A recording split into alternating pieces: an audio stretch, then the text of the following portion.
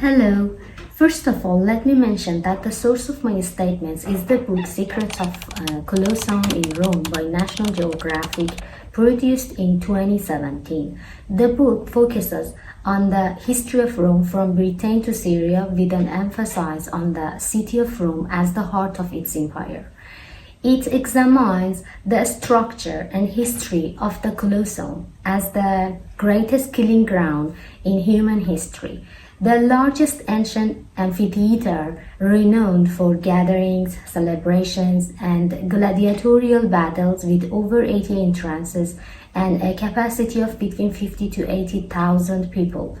It is a masterpiece of architecture dating back to the Pre-AD era, when Emperor Nero decided to increase taxes to build a grand palace in the city of Rome, a palace adorned with a large statue of Nero himself. Throughout history, people generally did not protest such actions, but in this particular case, the people protested. Emperor Nero, who had previously conquered Britain, faced rivals like Vespasian. To suppress the Jews, he sent his forces to Judea and built a wall around the city of Jerusalem. However, these actions not only incited local people against him, but also led to serious disagreements between the emperor and the Senate. In the end, the people sided with the Senate, and the Senate declared Nero a great enemy, demanding his removal from power and execution. Instead of execution, Nero chose suicide. His successor Galba ruled with brutality, but his reign lasted only 7 months. Galba's successor Otho also committed suicide, and Vitellius followed suit. But his rule, like the others, was full of violence. After 3 unsuccessful emperors, Vespasian, who had gone to Jerusalem to fight the Jews, insisted on not becoming emperor. But under pressure from the Senate, he is chosen as emperor. Vespasian, who did not want to continue the policies of previous emperor, sought a change in society that would not only appeal to the people's mind but also to their hearts. He wanted to show that the era of Nero had ended and a new era had begun. For this reason, he replaces Nero's palace and bronze statue with a large stadium for all the people of Rome, keeping them quiet and satisfied by distributing bread, food, and entertainment. But his greatest gamble was the construction of this stadium, which required at least 1 person out of every 20 citizens of Rome to contribute.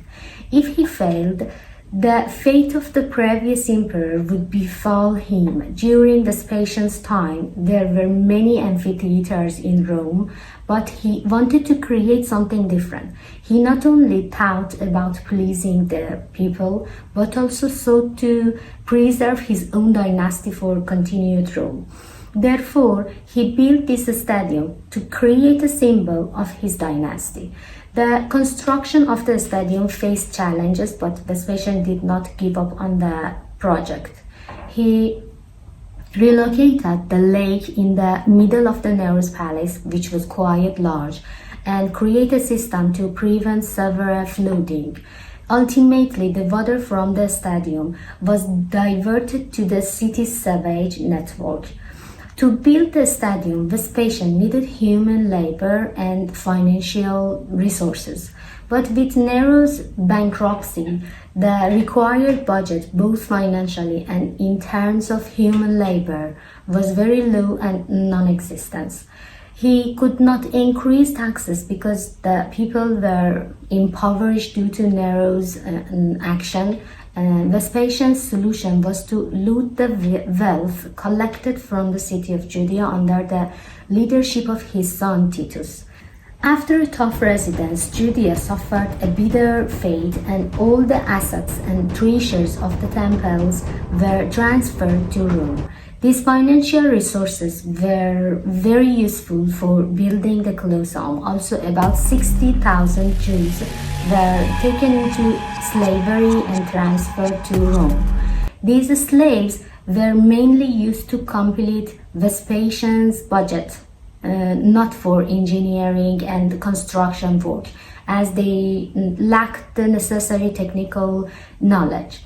The Romans collected more financial resources by selling their slaves. Approximately 250,000 laborers were needed to build the stadium, which accommodated at least 50,000 people.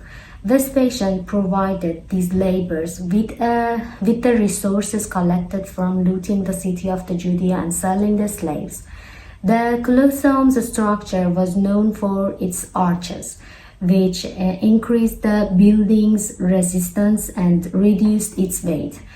3 floors with 80 arches each surrounded the building. This design reduced the need for the skilled labor because each group of workers only needed to learn how to construct an arch, a task that could not quickly taught.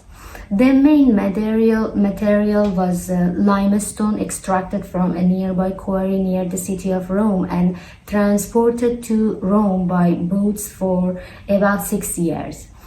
However, the main problem in building the Colosseum was the excessive number of arches, which could lead to the collapse of the structure. To solve this problem, Roman engineers mixed sands, volcanic ash, lime, and water to create opus commentitium or our modern concrete. In this Colosseum, concrete platforms were built from the lower level intended for men to the upper level that intended for women. Due to rope breaks, some women died. Their numbers were also very high. As the concrete platforms were very heavy, the Romans invented red brick and used it for other parts of the Colosseum. More than 1 million bricks were used in the construction of this building. The construction of the Colosseum took almost a decade, but Vespasian did not live to see the completion of this building. Instead, his son Titus ascended the throne and put pressure on the builders to finish this building within a year. However, after a year, the Colosseum was still unfinished and the project was abandoned halfway. It was supposed to have 4 floors, and after the 3rd floor, they stopped and didn't even bother with the 4th floor. The opening ceremony of the Colosseum lasted 100 days. For 100 consecutive days, gladiators, animals, and hundreds of defenseless criminals fought together in the Colosseum, showcasing the latest innovation to attract the people, such as armed gladiatorial fight on the ships and the use of wild animals. All of these events were held using underground passage and elevators, keeping the spectators in suspense. Gladiators were often prisoners of war who were either killed or killed for the entertainment of people. Thousands of gladiators were killed in these shows every year.